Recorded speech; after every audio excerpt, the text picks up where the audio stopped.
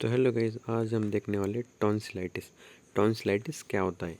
Introduction. Tonsillitis is painful disease that is caused by inflamed tonsils. मतलब tonsillitis एक painful disease होता है। किससे कॉज होता है? Inflammation of tonsil. जो टॉन्सिल हमारे माउथ में प्रेजेंट होते हैं उससे वो कॉज होता है। Most attacks of tonsillitis occur in person between age of 10 to 40। मतलब 10 से 40 साल की एज में वो कॉमनली होता है। अभी उसकी डेफिनेशन देखते हैं। Tonsillitis is a inflammation and infection of tonsils. मतलब टॉन्सिल्स का इन्फ्लामेशन एंड इन्फेक्शन होता है। किस वजह से? Because they are filled with foreign substance. मतलब फॉरेन सब्सटेंस से जो फिल्ड होता है उसकी वजह से इन्फ्लामेशन और इन्फेक्शन होता है टॉन्सिल्स में।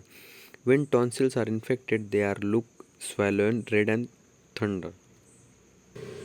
मतलब जब आपला टॉन्सिलाइटिस होता है तो टॉन्सिल्स स्वैलन दिखते, रेड दिखते और टेंडर दिखते। टेंडर अभी उसके देखें हम कॉजेस एंड रिस्क फैक्टर। जैसे कि बैक्टीरियल इन्फेक्शन होता है उसमें, एक्टिनोमाइसिस बैक्टीरिया नाम का। वायरल इन्फेक्शन होता है, स्ट्रेप्टोकोकस पायोजेंस होते, ग्लैंडुलर फीवर की वजह से बहुत लगता है। Herpes simplex virus, HSV, cytomegalo virus, adeno virus, measles और बीटा स्ट्रेप्टोकोकाई, ये सब उसके कॉजेस और रिस्क फैक्टर है।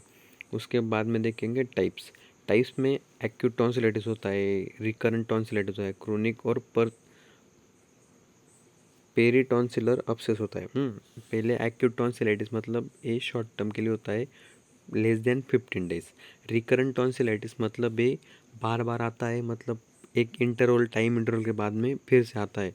क्रोनिक टॉन्सिलाइटिस मीन्स वो 1 मंथ से अब होता है, उसको बोलते हैं chronic.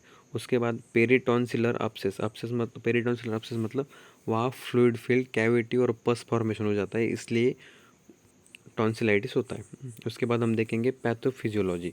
Due to etiologic factor enter through bacteria enter through nose mouth filter in tonsils. Tonsil में बैक्टीरिया जाता है, उसके बाद infection takes place, it activate WBC। Infection होता है, WBC एक्टिवेट होते ही वहाँ मैक्रोफेजेस आके इन्फ्लामेशन करते हैं फैरेंक्स और टॉन्सिल्स में। Then sign and symptoms produce जैसे कि फीवर, वॉइस चेंज होता है, पेनफुल वॉइस। उसके बाद हम देखेंगे क्लिनिकल मैनिफेस्टेशन। क्लिनिकल मैनेजमेंट जैसे रेड हो जाते टॉन्सिल, स्वैलन हो जाते, उसके बाद वाइट येलो पैचेस दिखने लगते हैं आप नेक एरिया, माउथ एरिया पे। सोर थ्रोट हो जाता है, पेनफुल स्वेलिंग होती है पेशेंट में, फीवर होता है पेशेंट को, इनलार्ज ग्लैंड होती है, थ्रोट्स थ्रूटी वॉइस होता है, बैड ब्रीथ होती है, स्टोमक एच होता है, स्टिफ नेक, हेडेक। मतलब ये सब नॉर्मली टॉन्सिलाइटिस के साइन एंड सिम्टम्स है related to mouth, sore throat और एब्डोमिनल पेन। उसके बाद देखेंगे डायग्नोस्टिक एवोल्यूशन।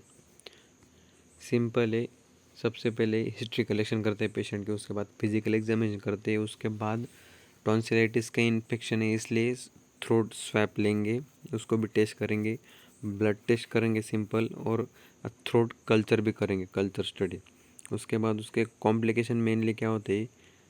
टॉन्सिल्स को प्रॉब्लम है इसलिए स्वेलिंग में प्रॉब्लम होगा, वॉइस में प्रॉब्लम होगा, डिफ़िकल्टी इन ब्रीदिंग होती है, टॉन्सिलर सेलुलाइटिस हो सकता है, पेरिटॉन्सिलर अब्सेस हो सकता है, ऑब्स्ट्रक्टिव स्लीप अपनिया हो सकता है।